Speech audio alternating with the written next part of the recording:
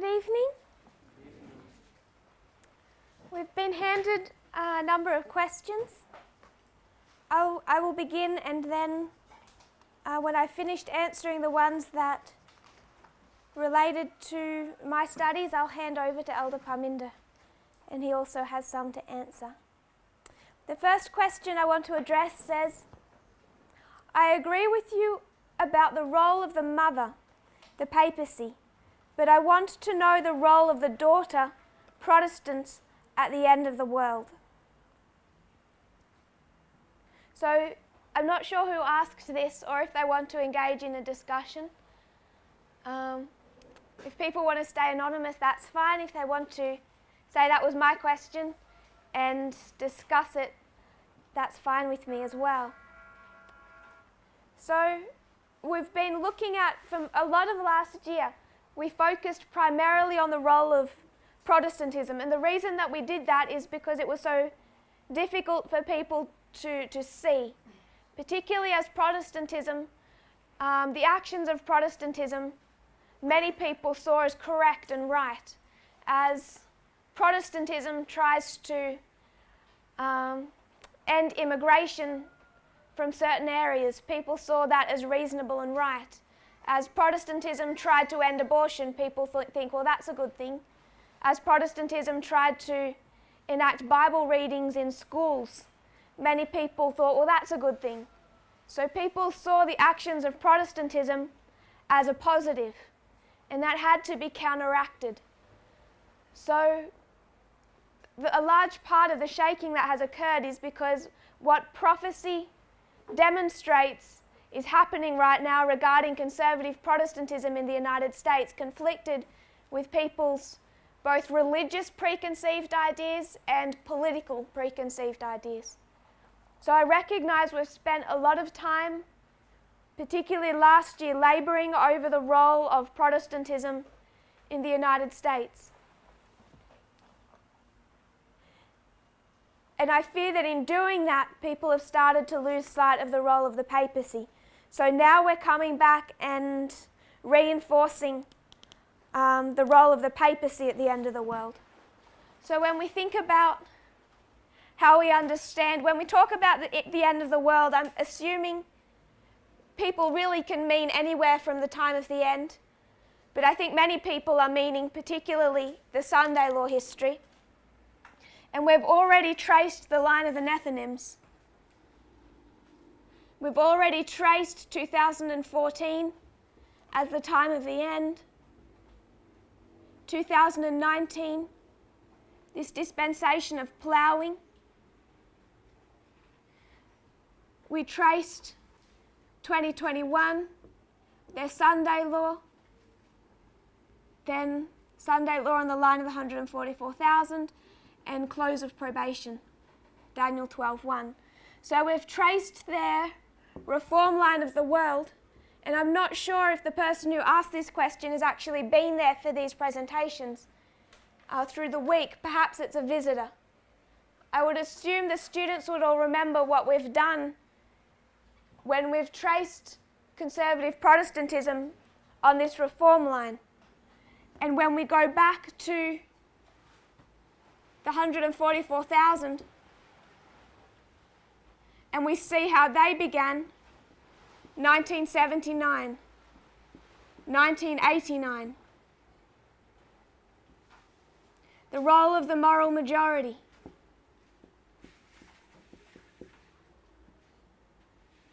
This work is all conservative Protestantism when we talk about Jerry Falwell, moral majority, the bringing together of church and state in America.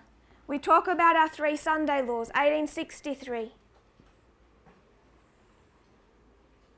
1888, 1893.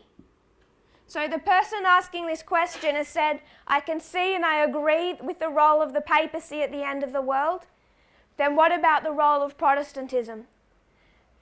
If you haven't been there for the studies this week, please go back and watch those classes. We discussed this history as outlined in the Great Controversy. Who enacted the Sunday law of this history? Protestantism.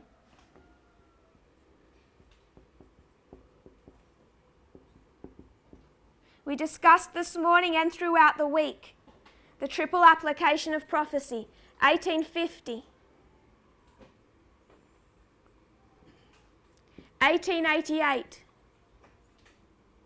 the Sunday law history, and it has to be the 1850 early writings narrative plus the 1888 great controversy narrative that will equal the Sunday law in our history. 1850, the United States is about to be judged because they have just filled the cup of their sin. And what filled that cup? Slavery. Who does Ellen White blame for slavery? Protestant churches. Ellen White blames the Protestant churches for the issue of slavery. 1888 Sunday law.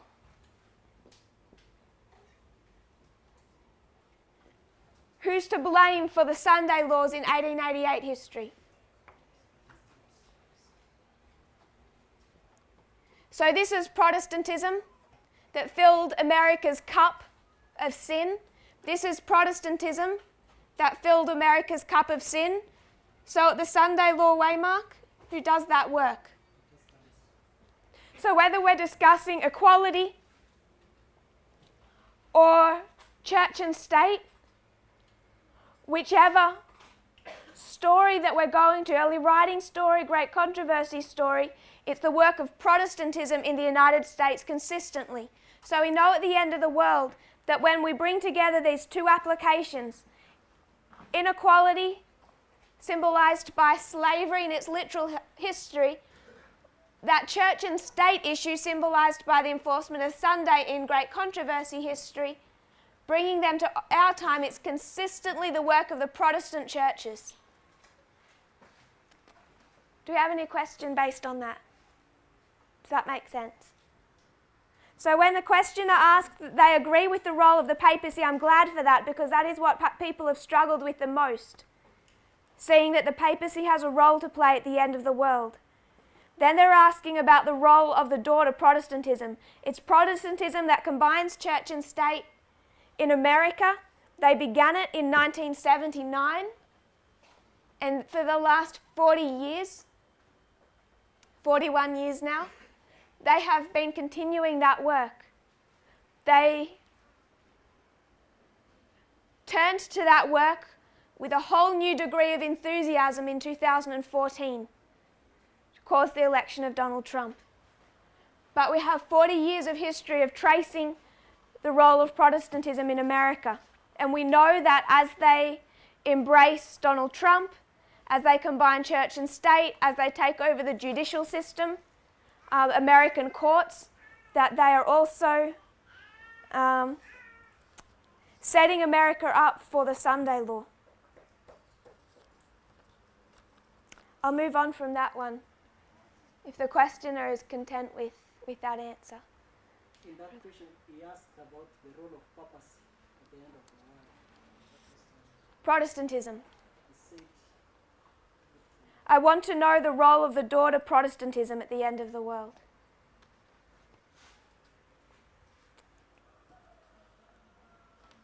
Second question. This question is to inquire and not to rebel on the subject of equality. How can we help our sisters who are not following the principles given in HL 119.1?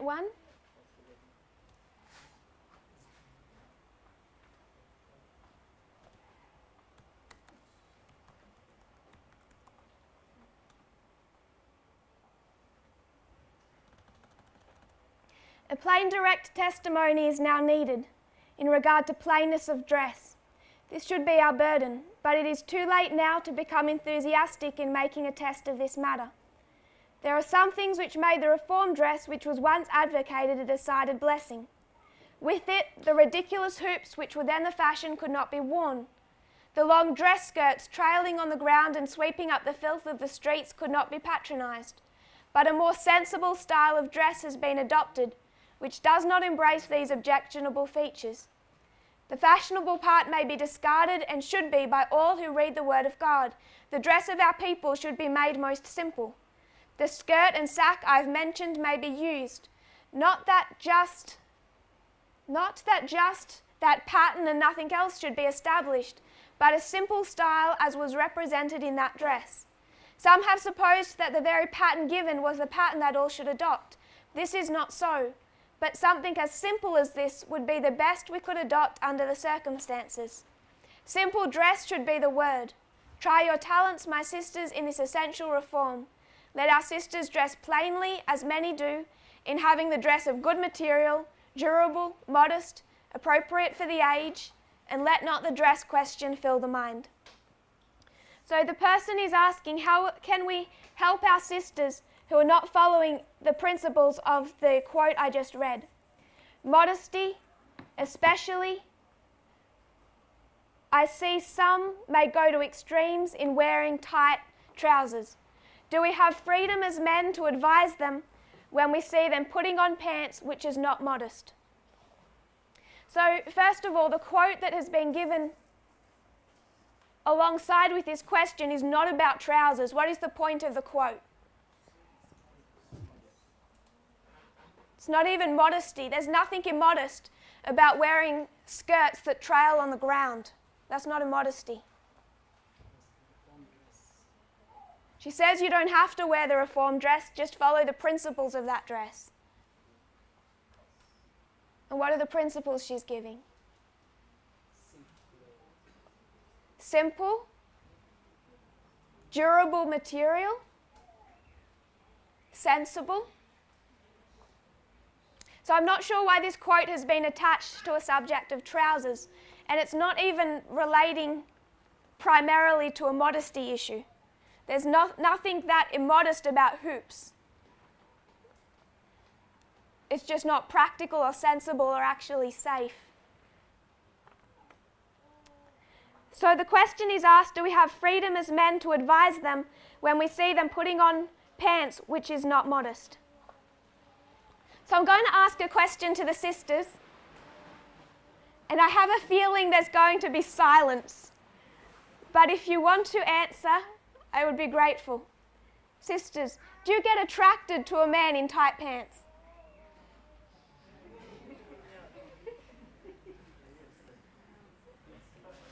A tight shirt when he has muscle, six-pack, we call it in Australia.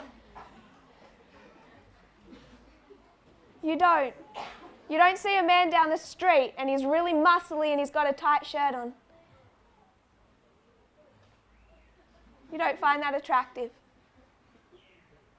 You don't think he's nice, he looks nice. Sorry. Didn't mean to. Any sister willing to say yes?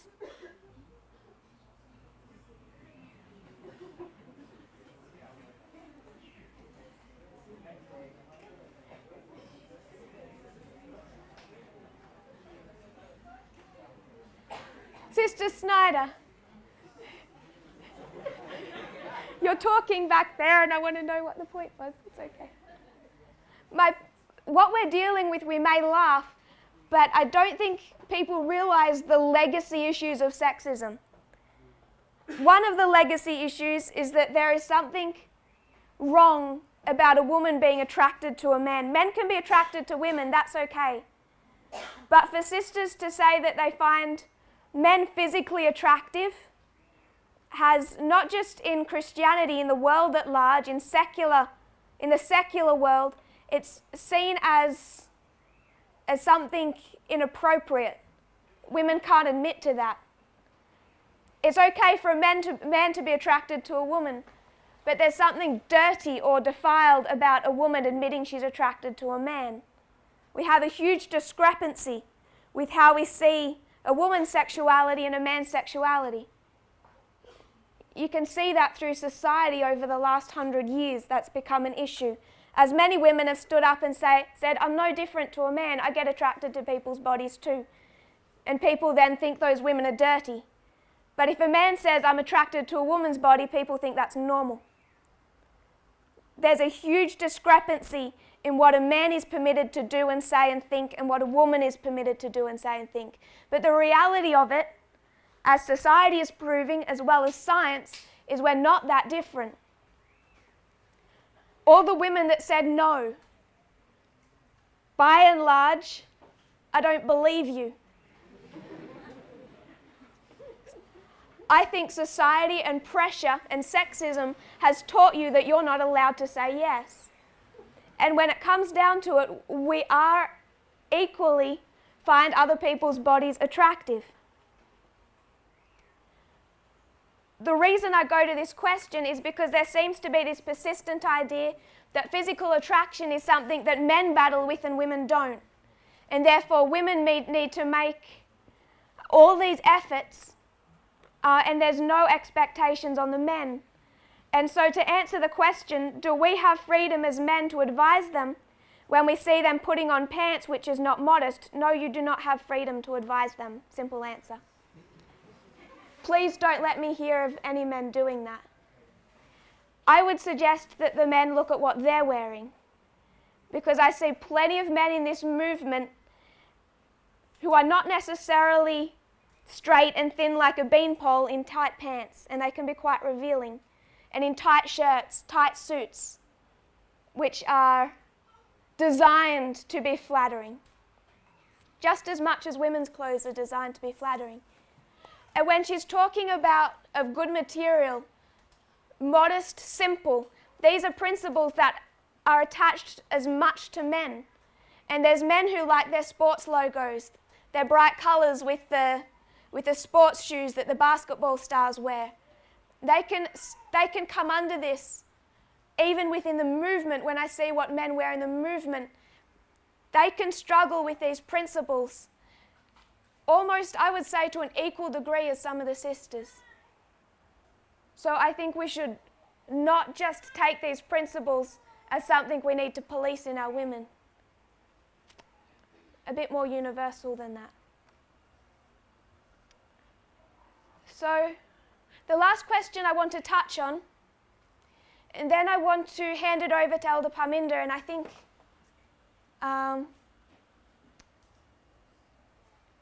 I'll just touch on this. We did last Sabbath, we did a line of progression.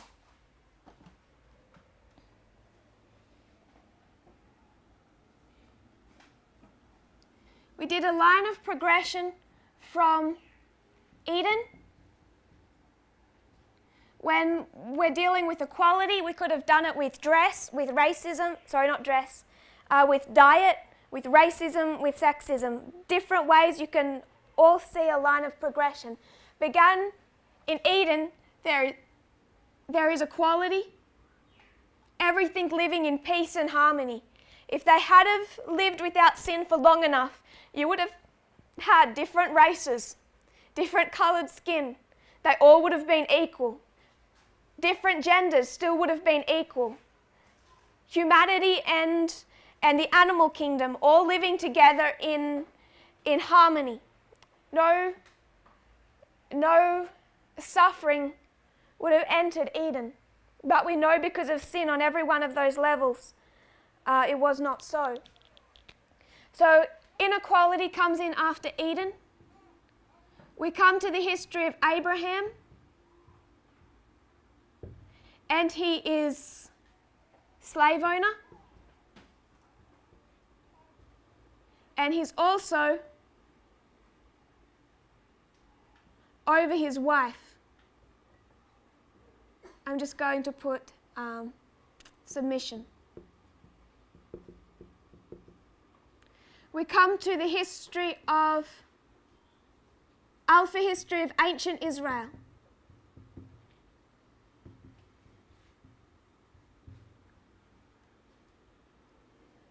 Ancient Israel, their Alpha history. Then we come down to the history of Christ, the omega of ancient Israel. That's the end of inspiration.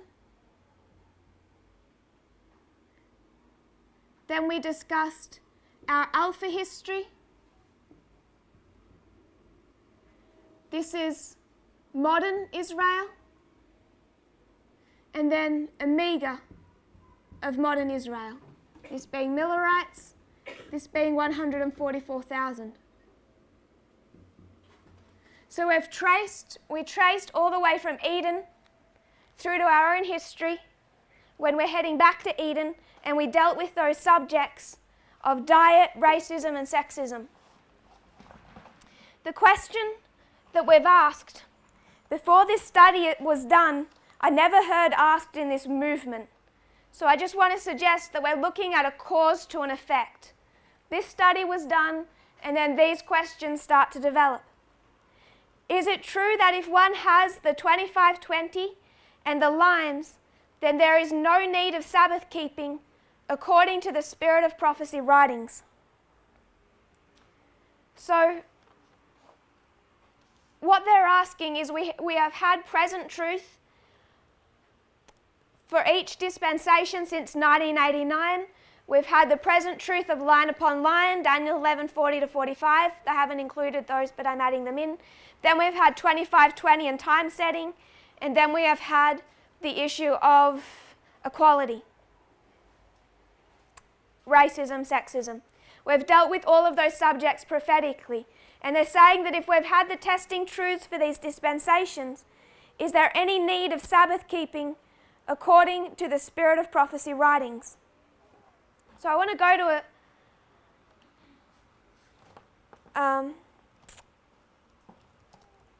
a couple of quotes.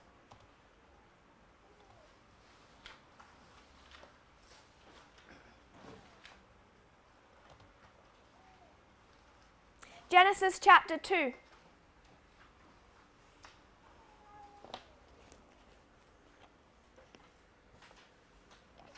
Genesis chapter 2, verses 1-3. Heaven and earth were finished, and all the host of them. And on the seventh day God ended his work which he had made, and he rested on the seventh day from all his work which he had made.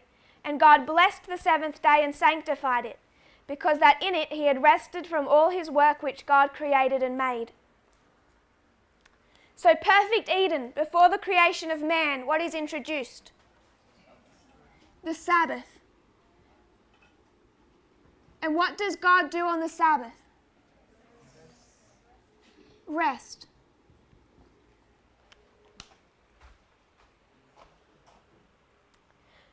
The quote I want to go to is in the Great Controversy 453.1.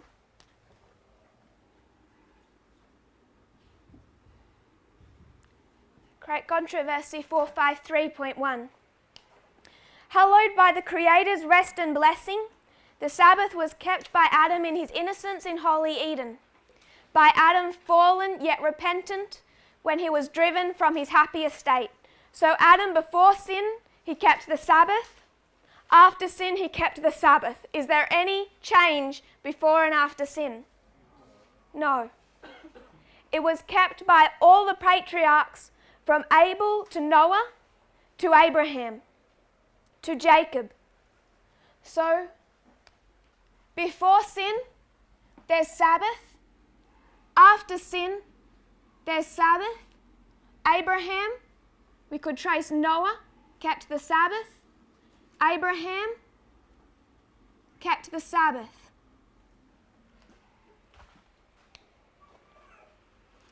When the chosen people were in Egypt, many, in the midst of prevailing idolatry, lost their knowledge of God's law. But when the Lord delivered Israel, he proclaimed his law in awful grandeur to the assembled multitude, that they might know his will and fear and obey him forever. So ancient Israel, what were they told to do? Keep the Sabbath. Down to the history of Christ. When Christ dies, he rests in the tomb, doesn't he? Even in death, he kept the Sabbath. before his death, what did he do on the Sabbath? He went to church, took a scroll and read, didn't he? So he kept the Sabbath. We come down to Millerite history, and we don't need to read Ellen White's quotes on the Sabbath because the questioner knows them, he's referring to them. So my point is when we do this line of progression and people start seeing progression and thinking that things change from one dispensation to another, it's coming back to our same problem that I keep saying that we have, juggling two concepts at the same time. People struggle to juggle the concepts that the papacy is active and Protestantism is active, distinct but separate. That we have an issue symbolized by 1850 and 1888, both concepts. So I think people are, and not just here, movement-wide, people can be struggling to juggle two concepts, two methodologies. We have progression, and what's the other? Sorry? Repeat and enlarge.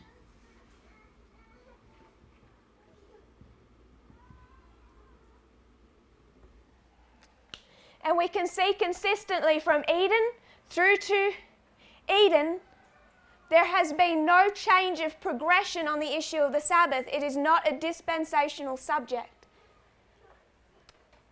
Instead, to understand the Sabbath, we would not use this methodology, we would use this methodology. Abraham kept the Sabbath, we kept the Sabbath. We can cut the line and overlay them and understand Sabbath keeping. We have to understand these two methodologies. In using one, we can't lose our grip on the other. What we have to do is become intelligent about how we use them. So I've answered part one of this question. The second part is how should we apply spirit of prophecy statements on Sabbath keeping? Plain reading or prophetically, symbolically, according to our dispensation. So how do we use the spirit of prophecy quotes on Sabbath keeping? And I might pass over to my associate if he also wants to deal with this question. Or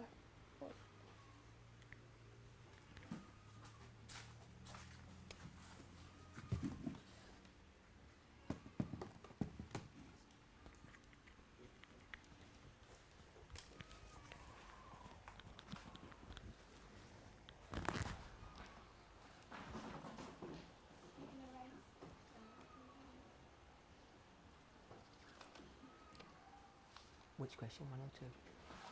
I kind of answered the first one, that it's not Okay. dispensational, but I didn't go into the reason.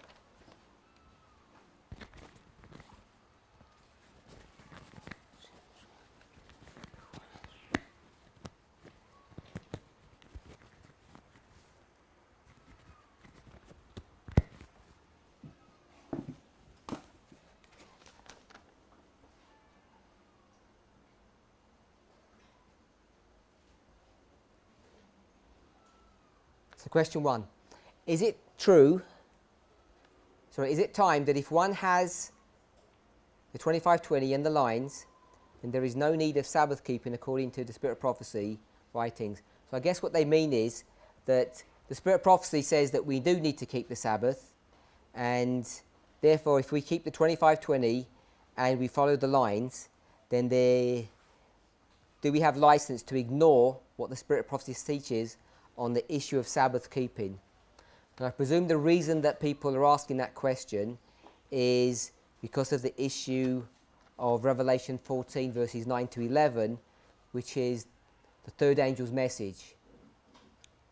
The third angel's message speaks about the mark of the beast, and we as a church define what the mark of the beast is. We say the mark of the beast is the authority of the beast, its mark of authority, which is its ability to change the day of worship from Saturday to Sunday, or Sabbath to Sunday, seventh day to the first day.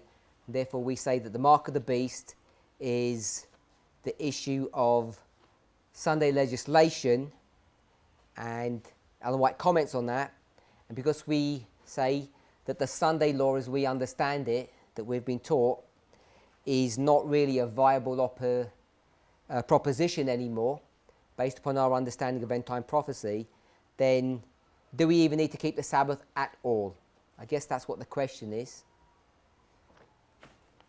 And I don't think I want to say much more about that. I think it's clear that we don't believe that, and neither is that what we're teaching.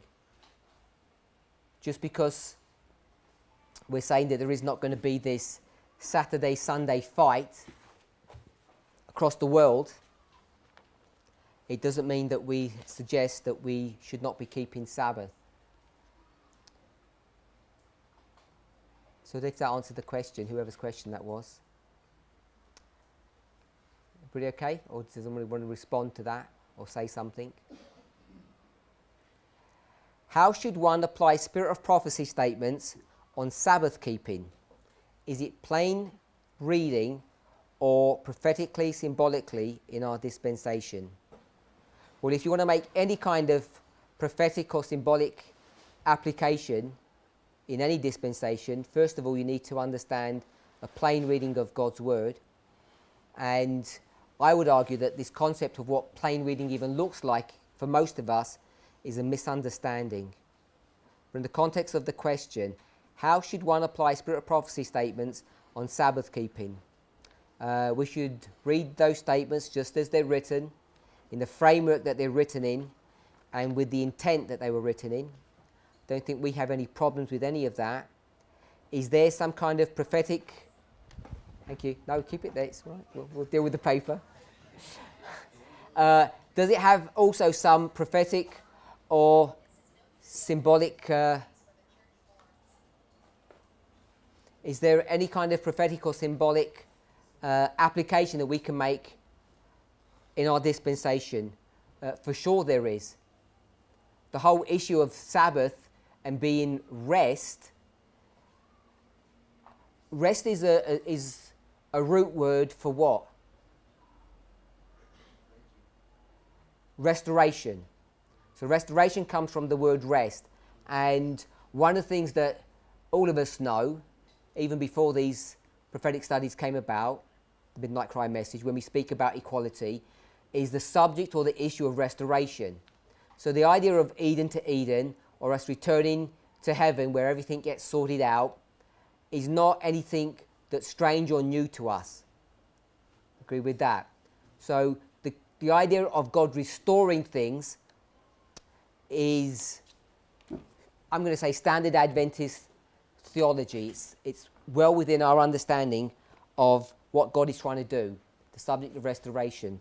So when we think about the weekly Sabbath, or in Leviticus 25, the 7 yearly Sabbaths, or we read in Deuteronomy that every 7th year there's going to be a reading of the law.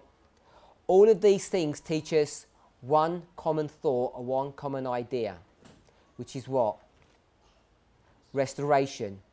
So the idea that the 7th day Sabbath is some kind of 24-hour period, and it's not even 24 hours because we sleep for a fair proportion of that, and we eat for a fair proportion of that. So if you actually work out how many hours that you're not eating or sleeping or travelling or doing anything, it's only a few short hours. It's not 24 hours in the way that we speak about it. What's the purpose of that time? Is it so that we can have more time to rest, or we're tired from our 6 days of work? Is that the purpose of it?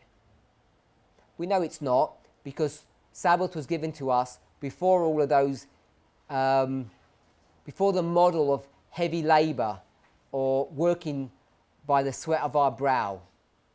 Adam and Eve didn't work like that, did they? So they were not tired. I don't think they probably even got tired in the same way that we would understand. So what's the purpose of the Sabbath?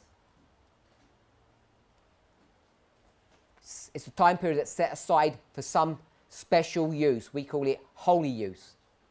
So when we come out of Eden into our sinful world, I would argue that the primary purpose of the Sabbath is not to rest from your weekly labours, so you have a lie-in on Sabbath, or that you don't do anything, or you don't wash dishes. I don't think that's the purpose of the Sabbath. I think the purpose of the Sabbath is to teach us about restoration. And has restoration occurred for the last 6,000 years? Essentially, no, but we practice it every week. So just at that simplistic level, the Sabbath, not only in our dispensation, but in any dispensation, should always have been understood prophetically or symbolically, shouldn't it? That seventh day should always be understood that way. The whole issue about the 7-yearly cycle, it's not just about enriching the soil and getting fertile crops. We know it doesn't work that way. The miracle of essentially producing 3 years' worth of crops from one piece of field goes beyond the issue of crop rotation and fertilization and resting the soil. There's some kind of miracle that's going on there. God is teaching us something about restoration. So the idea that we're doing something strange now, where we need to understand the Sabbath prophetically or symbolically in our dispensation, it's not a dispensational issue. It should always have been understood that way. All we're doing is highlighting those points in a way that hopefully should make things clear. But what's at the back of this questioner's question, I assume, is that seeing as that we teach that there's no Saturday-Sunday fight, does that mean we need to be still keeping Saturday? Obviously Sabbath in the context that it is. And the answer is yes, we should read it as plainly written, follow it as plainly written, and it still has prophetic or symbolic meaning for our dispensation. I think people are suggesting that we've gone so far that we no longer agree with the Sabbath, and I think that's just not true.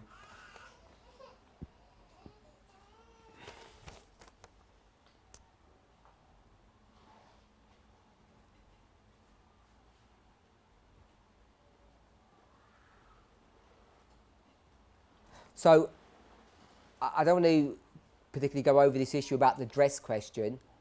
It would be nice to know who asked the question, because I'd want to ask them why they have an issue to sort of address the sisters. What are they worried about?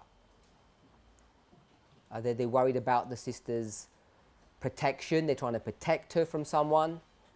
Or are they trying to protect the sister from themselves? They can't take their eyes off them.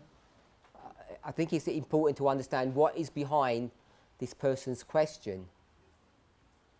I do think it is a reality. Maybe if you were born in an Adventist and you've always grown up in this conservative culture, that you didn't think this way.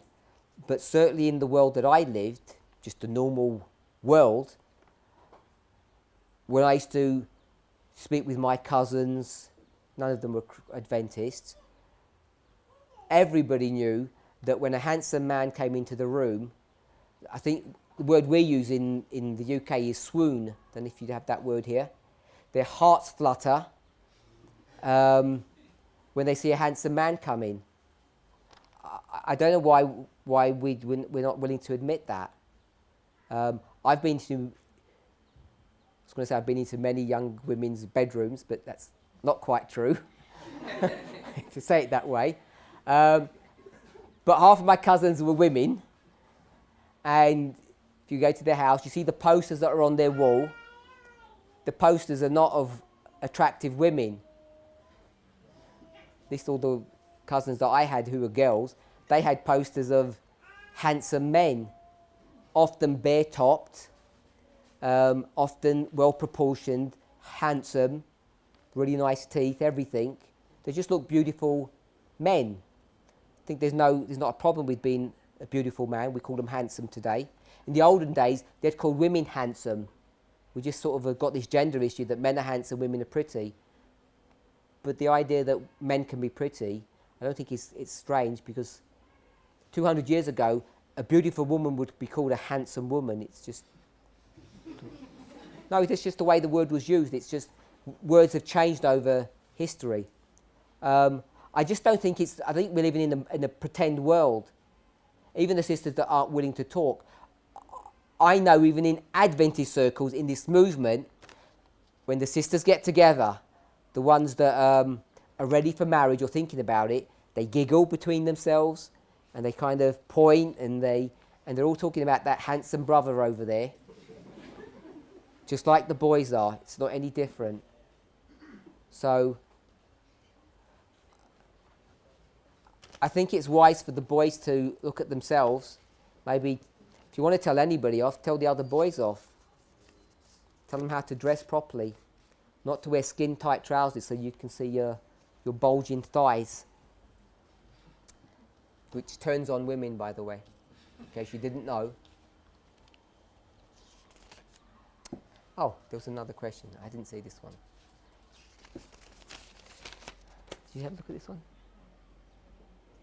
Oh, it's on the back side. I would like to know, I don't know what this question is, so we might not answer it. This is the surprise question. I would like to know, for I know that the Nephilim are being ploughed by the external events, CNN, Michael Moore, etc. But how is the Nephilims of other places, not in America, being ploughed? E.g., the place where I come from. No one knows about CNN, Fox News, Jerry Falwell, etc., and they have not heard of it. The only people who have heard of these people are those in the movement. So let me try and reframe the question. Basically, in this movement, we talk in the framework of America, but in many parts of the world, they don't understand what's going on in America. So how are all these people in the rest of the world being ploughed? So I'm not an expert on all the countries of the world, but I would suggest, and I think probably we tend to go on these two because they're quite widely reported on, even though we may not know the names. India and Brazil. Two extremely large countries with, I guess in the past, they would be considered just like bland countries. No one ever heard anything bad or anything good, particularly about any of those countries. They just seem to be stable, not crazy, not problematic. Now, China has been problematic in many ways. Maybe they just get bad news coverage. But Brazil and India really never did. So today they've come in the news because of their respective presidents and the approach that they've taken in governance, the way they want to govern their countries. So if I were to ask all of you, have you heard about that? I think all of you would say yes, but you've all heard the presentation, so that's why that might be the case. But I would suggest it's been widely reported, and people who understand current affairs, wherever you are in the world, will know about that issue, even if they don't understand the dynamics. They're aware of those issues. And if you live in India or Brazil, you may never heard of these people, Moore and Falwell, etc. But you've got people in your own countries, in their own countries, they have the equivalent of those people who are standing up and making their voices known in opposition to the work of their respective governments. So if a government has got the equivalent of the Republican Party or this right-wing conservative White House, and increasingly countries have, then they have voices that are resisting or fighting against them. Some are more advanced than others. So I would argue that it's not just people in the movement, people across the world are being ploughed in their own unique circumstances. If you're not keeping up with the news, if you're blind to that, whoever you are, whether you're in the movement or in the world, you will be swept away by that. And the thing is, no one can escape this. Because if you live in Brazil and you haven't heard of these people, or you haven't heard of the opposition, you're going to have to make a decision whether you like the government or you don't like the government. So I think this idea that not everybody's heard of Michael Moore is really a misunderstanding of how this is working. And rather than go against what this movement teaches, I think it actually bolsters or confirms our point. How so? The typical Adventist perspective is what? All the world looks to where? Looks to the United States. They look to the United States where everything's going to happen. That's what Adventists do, and Adventists want to train everyone else to do that. Or the papacy, the way you want to go, depending on your perspective. Because we say that they're in bed together, it's one and the same thing. So Adventists think that way, and I would suggest that that questioner, before they got into the movement, they thought that way as well, unless they came straight into this movement from the world recently. That they were educated to think that it's all an American issue. In fact, what we're teaching is that it's not an American issue. That's what makes this message so different, so unique, and so truthful, which is why we speak about the fact that there is no literal Sunday law in the way Adventists teach, because to design that model demands what? It demands your focus of attention is on the United States, which means you have to be an expert on US politics. And as the questioner says, most people aren't. And therefore, we actually don't have a model that's really fit for purpose. I think I addressed this last week. We're going into sort of responding to the same question, because it's a very similar question. So we in this movement are teaching that you have American dynamics going on all across the world today in 2020 in varying degrees, in various places on their line. Some countries are more advanced than others. I mentioned last week about Zambia, and then someone said, oh, I made a mistake, I was talking about Uganda, because I guess the same thing is happening in Uganda than which has happened in Zambia, but I hadn't heard about the issue in Uganda. So in Zambia, recently, I spoke about a homosexual couple. They were prosecuted, and I think sentenced with a heavy prison sentence, a long-term prison sentence, for basically being a couple. And the argument that was given was that it's a Christian nation. Same argument that America's using now. So from that, you can see that the Zambians are dealing with the same issue that the Americans are dealing with. So, I apologize, I don't know the name of the Zambian president, but whoever he is, he's just, sometimes you talk about a mini version of Trump, but I don't want to say it in that derogatory way. He's just another version, another facet of the same issue. It's not the same problem, because they don't do that in the United States. In fact, the United States was one of the first countries that condemned him to do it. The US Embassy, the ambassador, said it was crazy, wicked. So America realizes that that's not, you can't legislate against that issue. But the point I want to bring up is the dynamic that we're bringing up in America. You see similar issues all across the world.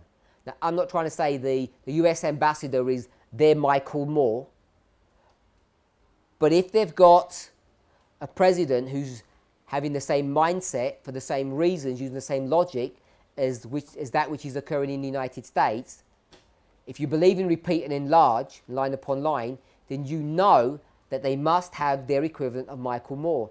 He may not be a film director, he could be a journalist, he could have another post, he might be a novelist, I don't know who he is or she, but they would have an equivalent. So I don't know whose question that was, but does that make sense? Yeah? So I hope the person who says yes was one of the people who asked the question. So you don't need to have heard of Michael Moore. At that level, CNN and Michael Moore become symbols. I think I've certainly said that in the past, and I think Elder Tess says as well. CNN is not the definitive issue, it's just a symbol that we can latch onto to see a principle that's going throughout the world. It's not that CNN are the very thing, or Fox. It's just that they're used as symbols for a wider problem. Even in the United States, they're just symbols for a wider issue.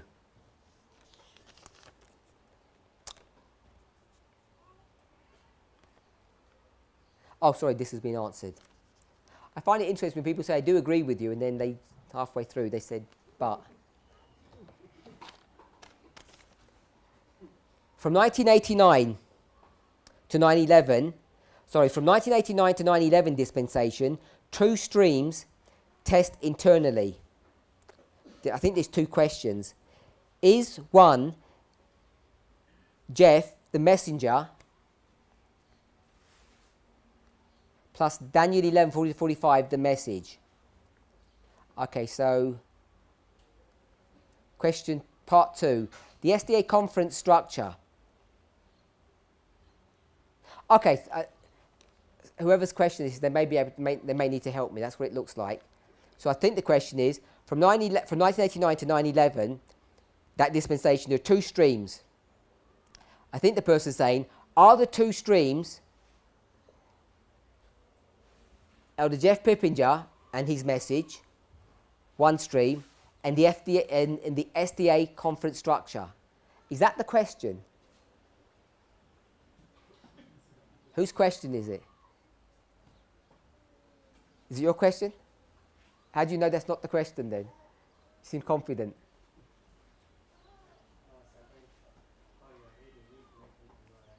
Okay. You're a better reader than I am. Is it secret? Am I just misreading that?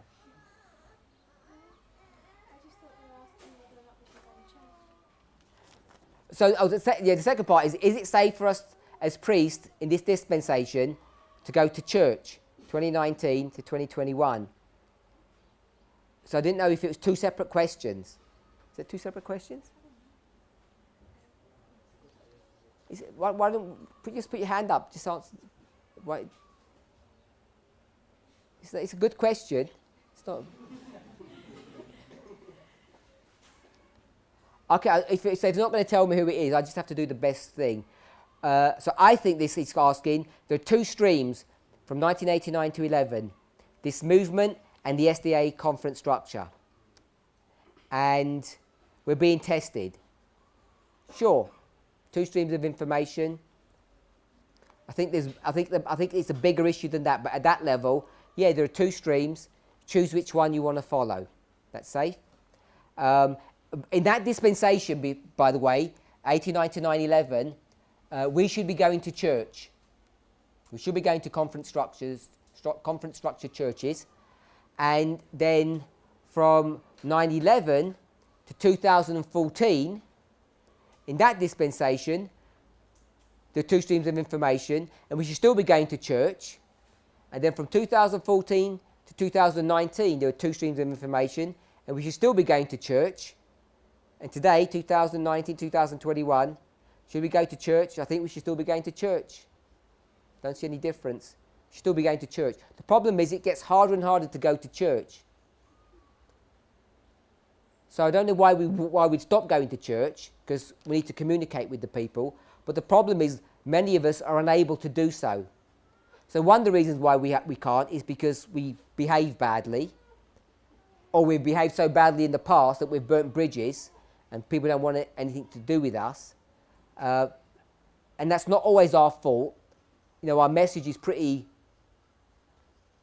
crazy, and we say things, even though we just say what the message teaches, people don't accept it. So we sound like crazy people, so they don't want anything to do with us. So part of the reason why we can't go to church is because there's no relationship with them. There's no way of helping them, and we end up making things worse, so we end up stop going to church. Perhaps we follow the counsel. If they reject you in this city, wipe the dust off your feet and go somewhere else. And maybe we've come to a place that we've gone through all the cities of Jerusalem, of Judea, Israel, and now the second Advent's coming. But yeah, why should we not be going there? How are they going to hear the message otherwise? I don't know why we seem to think that's wrong. I've never understood that. I think it's extremely difficult nowadays to go to church, depending on your locality. There are plenty people in the movement who still go to church, Plenty of people. Maybe it's the only place that they can get fellowship. Maybe they've got a position in the church and they use that for their advantage. They have an influence there. I don't know why we think that's wrong. Any problems with that people have an issue with that? I think it's widely recognised. If this movement today has got 2,000 people in it across the world, I suspect only 10% go to church. I think it's very few nowadays. Before it was a lot more people. Maybe 200 of us out of the 2,000, maybe a few more, go to a proper church and behave like normal Adventists. Most of us don't because we're unable to, not because it's wrong. That's not a movement position, that's my understanding. Any questions on that? Well, when you say that there will be no people getting baptized, you have that So the question is, Sister Elizabeth thought there would be no one joining us, Levites, therefore we shouldn't join them, or we shouldn't call them, or? I'm saying there's no need of going there because they are not going to come. I think if we don't go and help them, they're never going to come. This issue about the 4 dispensations, we can be quite. I'm going to address this in my next question with a quote. We can say things in very strong fashion, and sometimes when we give things in a really strong fashion, we can leave the impression that is the only way of seeing things. If we priests are all on this side, and we figured out who we were without the world, which is pretty much what we did, didn't we? We didn't have the world to figure out who we were, so we kind of call that internal. And we go to the Nethinims, and they're figuring out who they are without our help completely. We call it external. I just want to make a suggestion that the Levites are kind of in between. 1 foot in the world and 1 foot in the church, if I can say it that way. We might just call them liberal Adventists, publicans and sinners. The story of who the neighbour is. They're so unclean, people on this side like us would consider them not even to be Adventists. And the people in the world would say, they have some crazy ideas, they want to go home early on Fridays, and they seem so normal otherwise. So they're kind of stuck in the middle. If we just took that concept, I want to suggest that not only are the Levites being trained and educated by the world, just like the Nethinims are, and just like we are now, they'd been trained in that way as well, but Adventists hear about us. If you go to, is it Kakamega, the Western District in Kenya? If you go to university there, you never heard of this movement. The first thing they do is they give you a pack, a welcome pack, when you join the university, which says, warning, don't join that fanatical group. So they'd never heard of us. They were being ploughed by the world. Not in that, I don't mean the Levites are being ploughed now, but they're being educated by the world, trained, ploughed, I'll use it. As soon as you get to the university, what happens? They get informed or now educated by us to give you a pack that tells them who we are. And they say, oh, I never heard about these people. Maybe they're interesting, let me go and find out. They wouldn't have done that if they'd kept silent. So the Levites are certainly interacting with us at some level.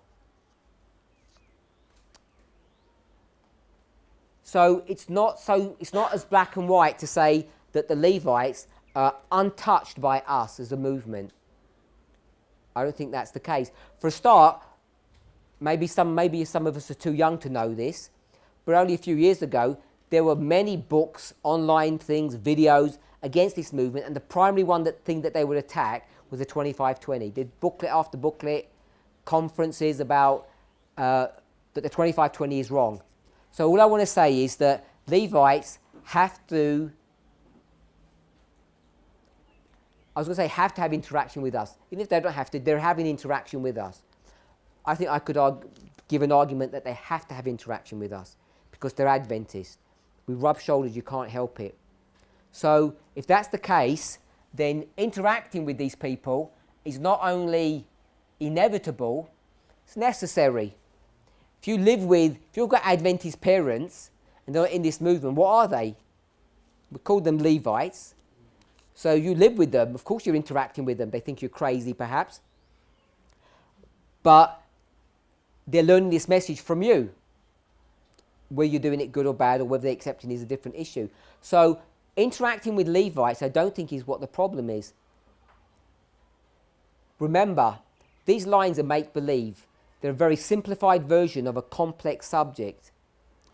The lines teach that the Levites are not going to come in.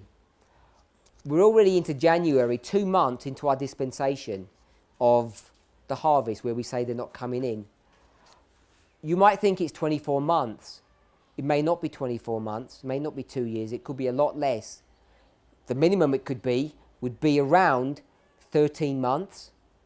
2 months have already gone, so we could be looking at, as of now, only 12 months before they could legitimately start coming in if we're going to address it at that legalistic level. And we don't even have our house in order. So I think we need to be careful about getting this parabolic model and trying to say what that means is there won't be any Levites joining us. I've never thought that. I think plenty of Levites will join us on a Sabbath. They'll come to a camp meeting in Lyra perhaps when we have the camp meeting here. Lots of those people could be Levites who are coming to our meetings. Doesn't mean they sign up, doesn't mean they commit. If we were doing baptismal classes properly, by the way, baptismal classes should take 4 to 6 months once the person has begun to take the class. If you have a Levite coming in now, coming to our meetings, they don't even understand what we're talking about. So they'd be here for a few months, 3 or 4 months, before they get to say, okay, I think I want to get baptized. Then it'd be another 4 to 6 months. That's easily, if you did it properly, 12 months before they could ever join us, couldn't it? So if someone joined us now and we followed the rules properly, and I'm saying this for a reason because many of us, many ministries, many teachers are not following these rules properly about how to join the movement, the training that you receive, is people get baptized prematurely. And we would not expect someone to walk in today on Sabbath and say, oh, you people are great, this is the gospel truth, can I get baptized? And we'd say, yes, sure you can, but you have to do 4 months of classes so they can get baptized in January, February, March, April, May. Yeah, so we say, you can get baptized in May now. Could we do that? No, we could not. Well, what would we say? You don't even know what we teach. Come to our weekly sessions for about 3 or 4 months, 6 months, and then we'll begin classes with you, which would be another 6 months. So this is a pragmatic or a realistic explanation of why we say no one's joining us. Joining us does not mean fellowshipping. Doesn't mean they're not coming to our meetings. We ban them. Doesn't mean we don't go to church. It means they can't realistically join us. The other things, we don't even know what we believe on certain issues. So what are we going to even teach them? We're grappling with these issues ourselves. Okay, so we're running out of time. Just going to try to answer this one question. Issues of eating oil. I don't know why this has come up. So this person is asking a question, then they make a statement. The issues of eating oil is complicated.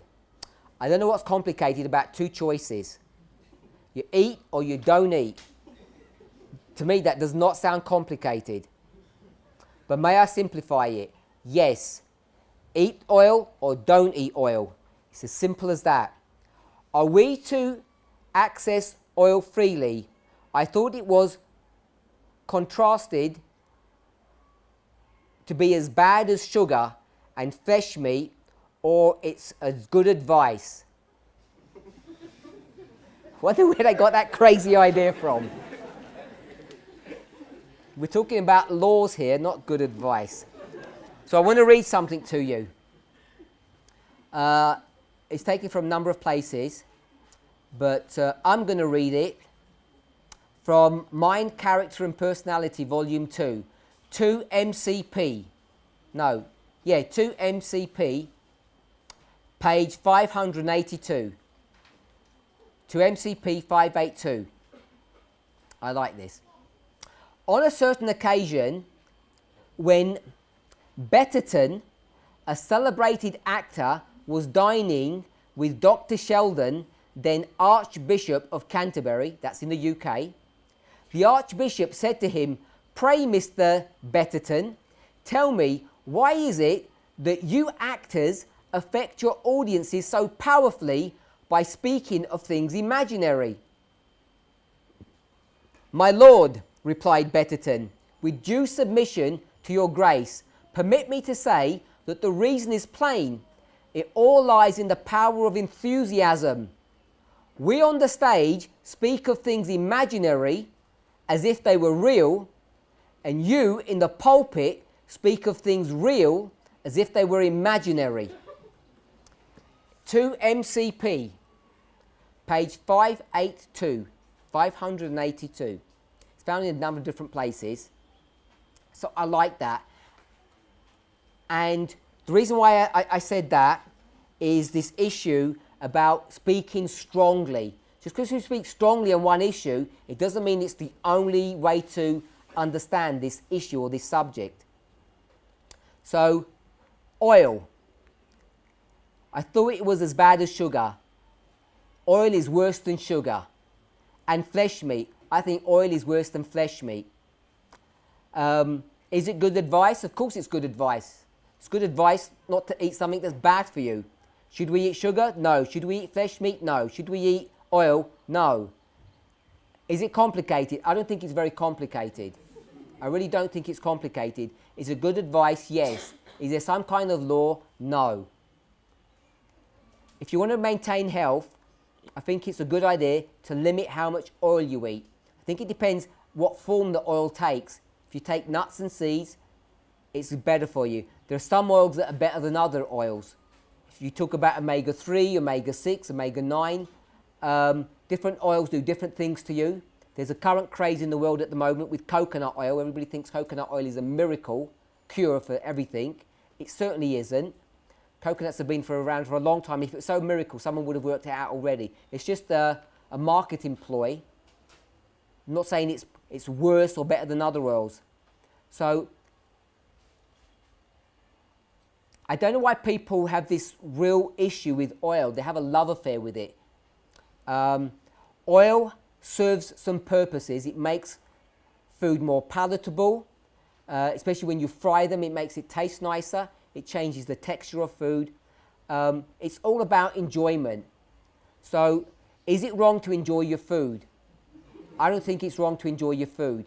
The problem is we can become fanatical about these issues, and we say, okay, you can only enjoy healthy food, and if it's bad food, we shouldn't be doing it even if it's enjoyable. I'm not sure if God's actually constructed us and put us together that way. So if we remain sort of reasonably balanced about it, be really careful about how much oil we eat, the form that it takes, if we heat the oil or if we don't heat the oil. There's all those issues about oil. If you want the strict rules, no oil, no sugar, no flesh meat, pretty straightforward. If you want to eat sugar, eat it in the form of fruit. If you want to eat oil, eat it in the form of nuts and seeds. And we shouldn't be eating flesh meat anyway. So, is that all good advice? Yes, I think it's really good advice. Is it some kind of law? I think you're going to struggle to make it a law, because what we end up doing is we take these steps. You go from step A to step B to step C, and suddenly good advice turns into law because you took these individual steps. And by the time you do that, if you step back, you say, how did I get from point A to point B? And I think it's these convoluted steps that we take where we end up controlling people how they should eat or how they should drink. I think people should be left to have some flexibility. If you're talking about a school setting like this, unless everybody wants oil, it's better not to put the oil in the food, and you can pour the oil in your own food if you wanted to, if you're desperate to have the oil. but really it's not good for you. It does not do your body any good taking oil in the refined way that most of us do. Extra virgin olive oil is not any better than regular olive oil. It's all marketing ploys, really. If you want to have a clean, safe diet, the best way to do that is eat whole foods. That's the best way to eat whole foods, which means don't take a hammer to anything and hit it. Just try and keep it in its whole food format. And no one does that. You know, your staple food, depending on, I probably get the name wrong, ugali, I don't know if that's the right name in this country, is it? What's the right name here? Posho. But it's the same thing, is that right? Yeah? It's ground up corn. You grind up corn, it's not good for you. You have the corn in its whole, boil it and eat it whole, like you do when you mix it with beans. It's far better for you. It's far safer to eat. Does less damage to you. It really is a big issue if you want to get serious about it. But it's all good advice. It's not criminality to grind corn up and make it into paste and eat it. It's not crime, but it's certainly not the best if you want to take best advice. Best advice is to eat it whole and chew it. Not best to take it down, grind it up and use it in the way that you do. It's not the best way. White corn is not as good as yellow corn. It's clear it's not as good because it's white and it's been all the colour has been stripped out either through cross-fertilisation or some other process. The colour is always better. But these are all good advices. Everyone here looks reasonably healthy. You can live a long life eating this poor quality food, which I would suggest that Posho is. It's not good quality food. It's poor quality. It's cheap food, but you still survive on it. The reason you survive is because you substitute it or you add vegetables and beans to it. Without vegetable and beans, you'd get ill really quickly eating that. You can live on beans and vegetables, no problem. You don't need, I'm going to just call it ugali, you don't need that. But it's the other way round, you'd get ill really quickly if you just had the cornmeal without the vegetables and beans. It fills you up, it gives you starch, it's energy. It's all good advice, it's not laws. So let's not get crazy about it. Let's not ask the cooks to change anything. We're not going to change the meal plan here. Hope I answered the question on oil. If you've got any other questions, you've seen there's presentations that I've done on oil, a number of them now, where I probably talk a lot stronger about the issue of oil than here. But yeah, it is really good advice. I don't think you're going to lose eternal life if you put oil onto your food. No, I really don't, because if you did, it'd become a legal issue. Yeah? Hope you all had a blessed Sabbath day. We'll close Sabbath and then we'll make a decision what we'll do. So if you could close Sabbath, say, with 2 songs.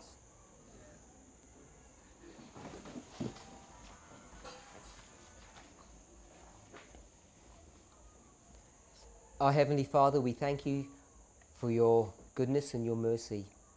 Lord, as we have experienced another period of restoration, help us to review our time together to see that whether or not we have refreshed one another, whether we have been refreshed ourselves, whether we have experienced a true Sabbath.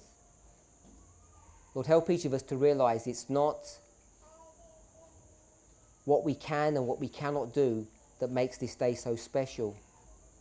It's just we can look around us, whether it's in the face of our brother and sister or the views and scenes of nature, that we can see that the work of restoration is a reality. Lord, may it become a reality in our lives as we continue to walk day by day with you, Sabbath by Sabbath. Father, we know we only have a short time left here on this planet. May each of us receive the blessing that you desire to give to us.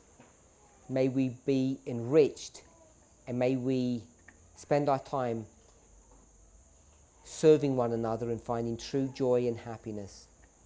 Be with us and bless us, Father, as we enter into a new week, a new experience. In Jesus' name.